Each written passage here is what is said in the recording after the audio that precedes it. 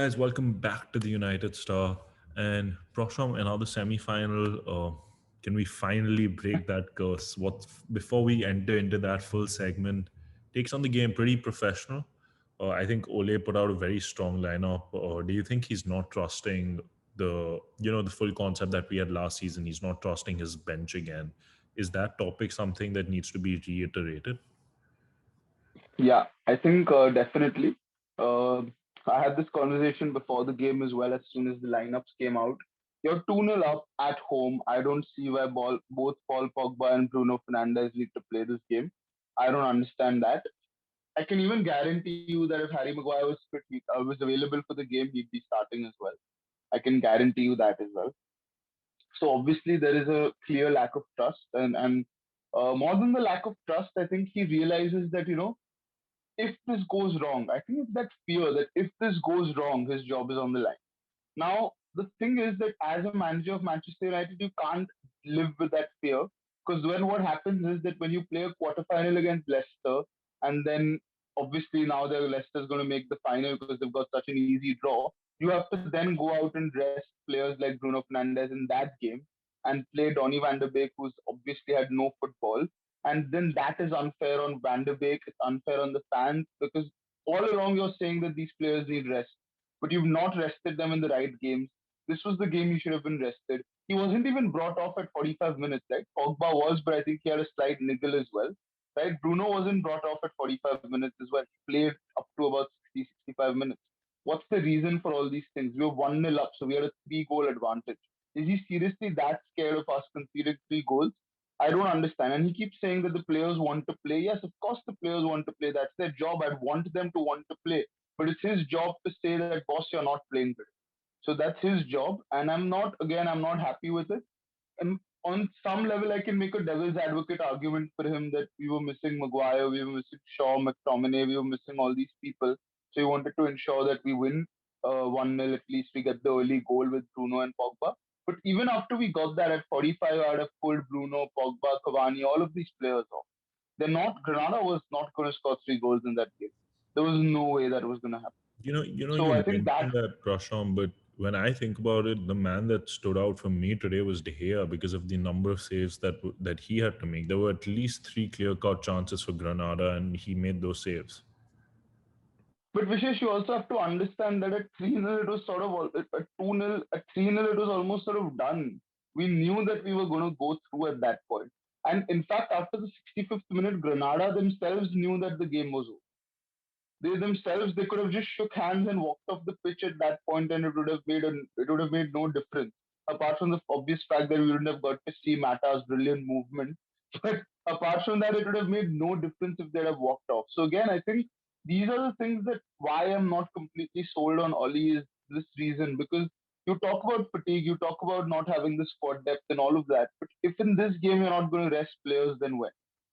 I think you're more or less voicing what the fan base is saying. A lot of them even wanted the likes of Van de Beek to be starting off right off the bat, and he did come on and put in a decent performance. And that's what I want to ask you about these few fringe players that have been playing, but they haven't been getting the time. Let's say the likes of Diole, who was hyped up to be so great, had a great performance against AC Milan, but just 10 minutes. You look at Van de Beek. I was hearing the stats. He's only played 5 games as a starter for United this season. Where do you think these players are going wrong, or do you think it's It's not. again It's back to the not whole? about these players going wrong, Vishesh. See. For example, I'll give you an example here, right? Uh, Against Midgetland, Marcus Rashford played for that Louis Van Gaal team, right? A lot of people will come out and say that Van Gaal didn't have options.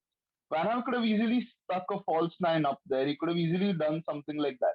What did he do? He threw Rashford into the gauntlet. He then starts him against City, against Arsenal, etc., etc., and we have a star on our hands. Now the thing is, Oli needs to be okay. Van der Beek is not ready for the Premier League, right? But when is Van der Beek ever going to be ready if you don't start him anywhere? If you don't give him 90 minutes of football, how are we ever going to know what kind of player he is? 15, 20 minutes, 25 minutes is not long enough for anyone to get into the game to be able to affect it. And then you throw him into the again. That's my grievance. You throw him into that Leicester game, and then clearly he was not up to speed. So these kind of things are issues. What I will say is that obviously I think Twanzebe and Lindelof and Teles, I mean, with Van Bissaka and De Gea, of course, they managed to keep a clean sheet. So I think that's obviously a positive right there. I think Twanzebe had a point to prove, and I think he did decently well. He wasn't that bad. Matic looked okay. Finally, he's got at least someone has got in a game. But it's again these old players that are getting the game, right? Mata comes on before the likes of Ahmad and even Brandon Williams. Mata came on before that. So it's again like he's going to players that are tried and tested. And while I don't have a problem with that when there is something on the line, when the stakes are high, but when it's an this game in my mind was inconsequential. When we did the last preview, we said the game signed, sealed, and delivered. We had two away goals.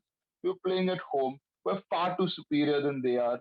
And again, like that grievance is always going to be there. I mean, Cavani scored a beautiful goal. Let's make no two bones about it. That was fantastic. The way he took it, the way he finished that, and obviously with no commentary and all, I think it was even better the way that goal goes in. I think the way the players, you can almost hear the purity of the strike. I think it was a fantastic goal from Cavani, and I think in his last five shots on target, he scored four goals. So he's clearly sort of showing what kind of a number nine we need. So that's there. But apart from that, again, like you said, Vishesh, there was nothing to the game. It was a very inconsequential game. After we scored that first goal, I think Granada had already given up, in my opinion. And we should have just made the substitutions and just wrapped it up there. But other than that, yeah, another semi final, like you asked, will we be able to win? I don't know. It's a tough question, to be honest. I mean, whom are we playing? Did Ajax win or Roma win? Okay, so we're playing Roma. Roma drew with Ajax 1 also. Roma go through on away goals. Or not on away goals. Right. I think they go through 3-2 or something like that. But yeah, Roma. 3-2, yeah, yeah, 3-2, I think. No, I think they go through on a week. But anyway, if we're playing Roma, then obviously Smaldini is going to be back. So that's something we need to watch out for. So obviously Roma is not going to be an easy team to beat, and obviously we shouldn't take it lightly. And then obviously we're gonna, I think, face Good Evening in the final. If I'm not wrong, because obviously Unai Emery is going to make the finals of the Europa League because that's what he knows what how to do. So let's see, Vishesh. I think we can win the semis. Obviously, we have the quality to do that. We have the players to do that. I want to also just check once the fixtures around the semi-final. I haven't checked sort of which Premier League games there before and after, and then before and after the semis. So I think that will be a thing that will decide also that how we approach these games. But all in all, I think again on paper, like I said last year as well, our squad is better than the Roma squad. Our squad was better than the Sevilla squad that went on to, of course, win it eventually. But I think our team was better. And we should have won that game. We should win the Roma game. But then again, you never know what happens. At least it's two legs this time. So obviously that's an advantage. I think if you're a stronger team, then if you have more games, then obviously you have a better chance. I think you've just covered it up. I have nothing left to say because I was going to ask you what are your predictions on the four teams that have qualified. But yeah, I think you've mentioned it well. I think Cavani has definitely removed that curse of the number seven that was going on for ages, and he's putting in some sublime performances. And hopefully he sticks around. And that there's a lot of murmurs that fans are going to be back towards the end of the season. So maybe if he scores something similar towards Stretford end, he'll get the feel that he's missing throughout the season. And before we just end this, the full Pogba situation, I know we spoke about it. Pogba being given captain, Pogba's performances all of a sudden shooting to different levels. I think the previous games that he's played are one of his best. Today again, that header was a very good move by him. Do you see this Hmm. just as a technique of him wanting to go out and him raising his price? Or do you see a change and him being like, oh, I can see the side actually moving forward in a positive direction and him wanting to So stay? I don't know Vishesh what it is, but one thing I can say is that he's definitely got his head down and he's playing. He's definitely got his head down and he's playing. So now that is obviously important for us because there was a lot of off the field and even on the field antiques that were going on which were not helping anybody.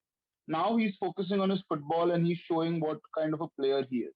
Now, whether he's doing that to get a transfer or whether he's doing that because he's actually matured as a footballer and as a human and he wants to stick around, I don't know. I don't think anybody knows. The other thing is that he's also stuck in a limbo sort of. No club that can afford him wants him, and no club and any club that wants him can't afford him at this point. So he's also stuck in some sort of a limbo where he might even be forced to stay at United, and he may have made peace with that as well. So I don't know what's going on in his mind, but till he's here, if he can perform this way, I mean, it would be crazy to sell Paul Pogba. He's one of the best players in the world on his day, if not the best player in the world. And guys, I guess that sums it up. A professional 2-0 win today, 4-0 on aggregate. We go to the semi-final. Full conversation. Obviously, there will we be able to break the curse? Will we not be able to break the curse?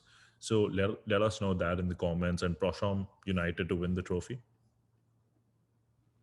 If we win the semis, I don't know, Vishesh. I'm not going to comment on that just yet. So that's about it, guys. Do let us know what you think, whether we will win it, and how will things go. We'll see you next time. Bye bye.